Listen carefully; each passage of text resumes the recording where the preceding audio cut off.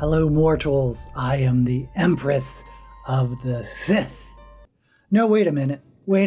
No, I am the BookTube God. It's the #1 drag queen booktuber on YouTube.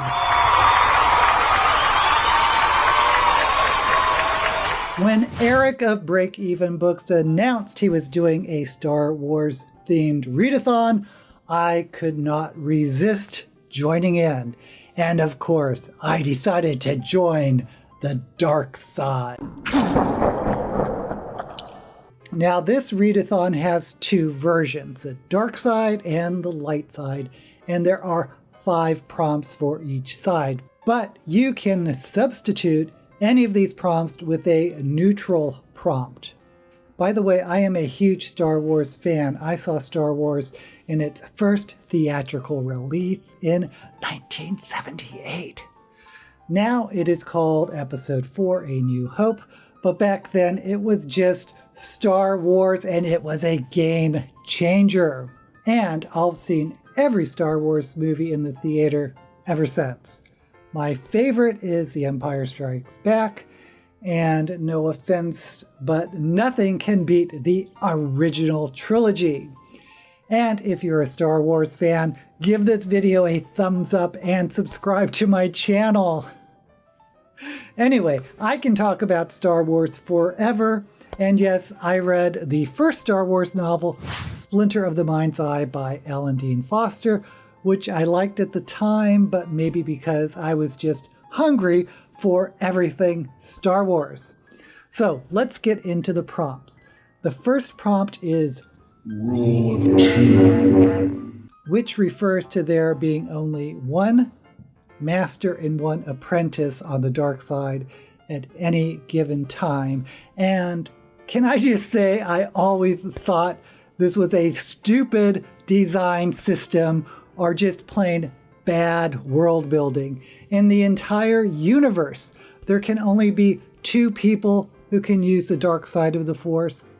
And before this idiot lore was introduced into the prequel trilogy, The Phantom Menace and all that, I always imagined that any Jedi Knight or anyone who can use the Force can be tempted to the dark side, and that those strange Imperial troopers you see in red that followed Darth Vader and the Emperor around were dark Force masters of lesser strength. But no, there can only be 2 who can use the dark side of the Force. And that was almost as bad as deciding that the Force wasn't a spiritual power, but rather the side effect of being infected by parasites known as Midichlorians. Don't get me started on that. Anyway, can you tell that I wasn't a big fan of some of the decisions made in the prequel trilogy? But okay, here we are, the rule of 2. Read a book from a duology. Well, I looked around for duologies and found one that I've read the first book for, but not the second. And that is The Devouring Grey by Christine Lynn Herman. Now, I read that last year and I thought it was all right. I didn't find it as scary as some people, and I thought it was an odd choice that there were so many bisexual characters in this novel and not any other representation. But hey, if you're looking for bisexual representation.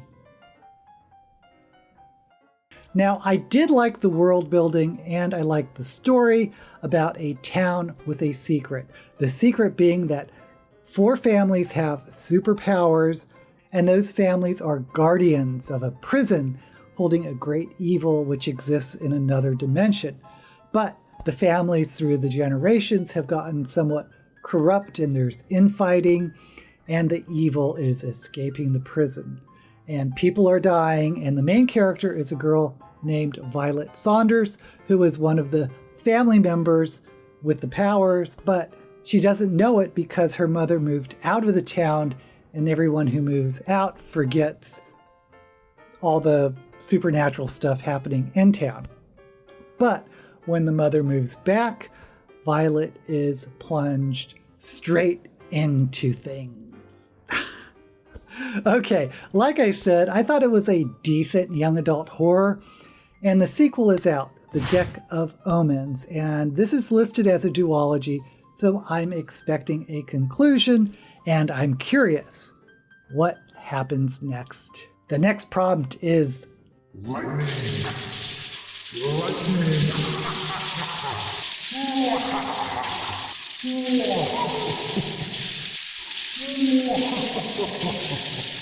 read a book under 350 pages. Okay, I've decided that I wanted to read a Murderbot book by Martha Wells.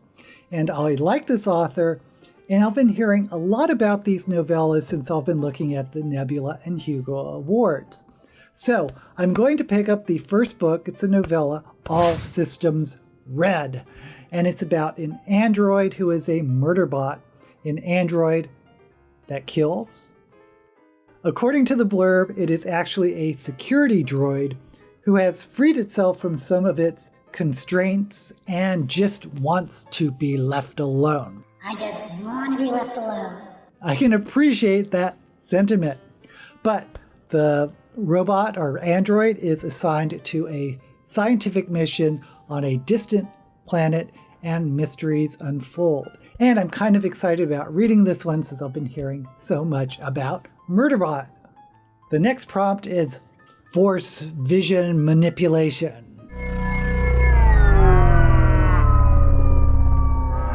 Okay, I have the perfect book for this. I just picked it up for Shelve It or Shove It, and it is Riches Steeped in Gold by Shannon Smart.